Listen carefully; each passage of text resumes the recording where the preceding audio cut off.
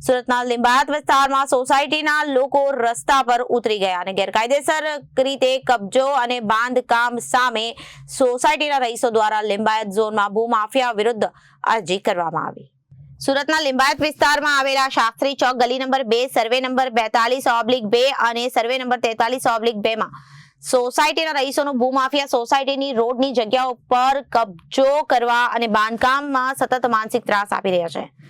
આ વિસ્તારના રહીશો દ્વારા માફિયા વિરુદ્ધ કલેક્ટરથી લઈને પોલીસ સ્ટેશન સુધી લેખિત અરજીઓ કરવામાં આવી હતી, છતાં પણ આ માફિયા સોસાયટીની રોડની જગ્યાના ખોટા કાગળો બનાવીને કબજો કરવા માટે આવે છે। લિંબાયતના કેટલાક અધિકારીઓની સાંઠગાંઠ હોવાના કારણે આ દિન સુધી લિંબાયત ઝોન દ્વારા કોઈ પણ પ્રકારના પગલાં ભરવામાં આવ્યા નથી।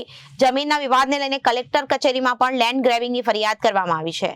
સ્થાનિક રહીશો દ્વારા લિંબાયત ઝોનમાં આપેલી અરજી પર જો કોઈ પગલાં ભરવામાં નહીં આવશે તો સોસાયટીના રહીશો દ્વારા ઉગ્ર આંદોલનની ચીમકી આપવામાં આવી છે।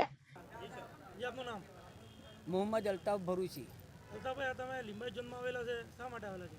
અમે લિંબાયત ઝોનમાં અમે બધા સર્વે નંબર 41/2 અને સર્વે નંબર 43 શાસ્ત્રી ચોક ગલી નંબર 2 લિંબાયતના રહેવાસી છીએ અને અમે બંને સર્વે નંબર 41/2 અને સર્વે નંબર 43ના રહેવાસીઓ વચ્ચે જે રોડ રસ્તા માર્જિનની જગ્યા આવેલી છે તે જગ્યા હાજી ચીનુ અબ્દુલ કાદર નાઓએ જુદા જુદા ભૂમાફિયાઓને વેચેલી છે। તે બાબતે અમે લેન્ડ ગ્રેબિંગની પણ ફરિયાદ કરેલી છે। તેમ છતાં હાલમાં સર્વે નંબર 43માં આવેલી જગ્યા કે જે રસ્તા વપરાશની છે, જેના માલિક હાજી અબ્દુલ કાદર નહીં હોવા છતાં તેઓએ ખોટા વેરા બિલો 41/2માં નામ 41/2 તરીકે એ જગ્યાને ચડાવી દઈ અને તેમાં ચીનુ અબ્દુલ કાદરે પોતાની મિલકતો બનાવી કાઢેલી છે અને અમારા રસ્તા વપરાશ સર્વે નંબર 43ના જે મૂળ માલિક છે યાકુબ મુસ્તફા તેઓની જમીનના અમે પ્લોટ હોલ્ડરો છે, તેઓના નામે એને થયેલી જગ્યા છે, તે જગ્યાના રસ્તા વપરાશની અમારા પ્લોટ હોલ્ડરના રસ્તા વપરાશની જગ્યા ઉપર ગેરકાયદેસર કબજો કરેલો છે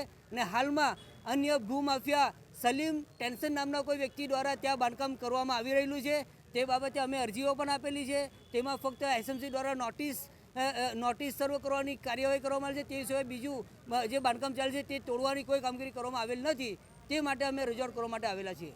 તમારી માંગ સંતોષવામાં નહીં આવે તો તમે શું કરશો? અમારી જો આ માંગ સંતોષવામાં નહીં આવે તો અમે આ જગ્યા ઉપર ગેરકાયદેસર કબજો કરવા બદલ સુરત મહાનગરપાલિકાના જે ડેપ્યુટી એન્જિનિયરો આ લોકોને સાથ સહકાર આપી રહ્યા છે અને તેઓ ભ્રષ્ટાચારને પોષી રહ્યા હોય અને પૈસાઓ લઈને આવી રીતે અમારી રસ્તા વપરાશની જગ્યાઓને પણ એન્ક્રોચમેન્ટ કરી અને તેને દબાણ દૂર એન્ક્રોચમેન્ટ કરતા ભૂમાફિયાને અટકાવતા ન હોય તેઓના વિરુદ્ધ અમે લેન્ડ ગ્રેબિંગની ફરિયાદ દાખલ કરી તેઓને પણ અમે આરોપી તરીકે સામેલ કરીશું।